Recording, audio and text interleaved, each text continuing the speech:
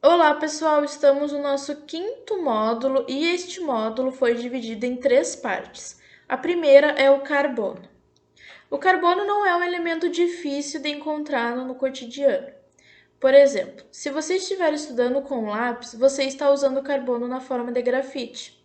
Só existe coisas que você não percebe. Por exemplo, você sabia que os átomos de carbono formam a espinha dorsal de muitas moléculas importantes no nosso corpo, incluindo as proteínas, DNA, entre outros? Agora a gente vai ver sobre as propriedades do carbono. O carbono é um elemento químico situado na família 14 da tabela periódica e é caracterizado como elemento de transição, ou seja, ele é um elemento ametal. O número atômico do carbono é 6, que significa que ele tem 6 prótons e 6 elétrons na sua camada de valência.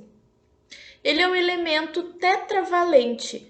Com isso, ele possui 4 elétrons disponíveis na forma de ligação covalente.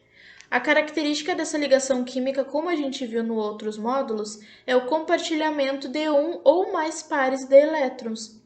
Um dos motivos para o carbono ser tão popular é por causa das suas ligações carbono-carbono, que são excepcionalmente fortes, de maneira que o carbono forma uma estrutura grande.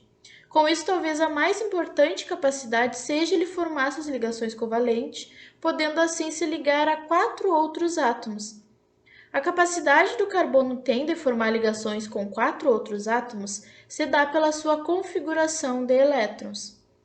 Como dito acima, o carbono ele tem 6 prótons e 6 elétrons, ou seja, dois dos primeiros elétrons preenchem a primeira camada, que, como a gente viu, é o quanto a camada consegue suportar de elétrons.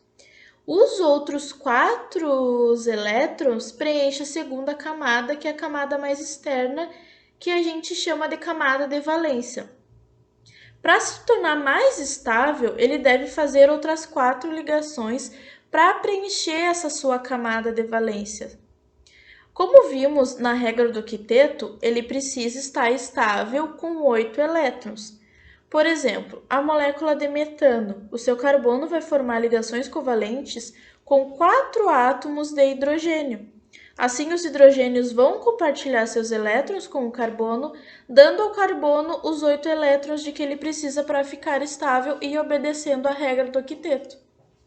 Tá bem, pessoal? Essa foi a nossa aula sobre carbono. Espero que vocês tenham entendido. É uma aula bem básica para vocês saberem as propriedades do carbono e como o carbono faz as suas ligações. Tá bem? Muito obrigada pela atenção, bons estudos e até o próximo módulo. Tchau, tchau!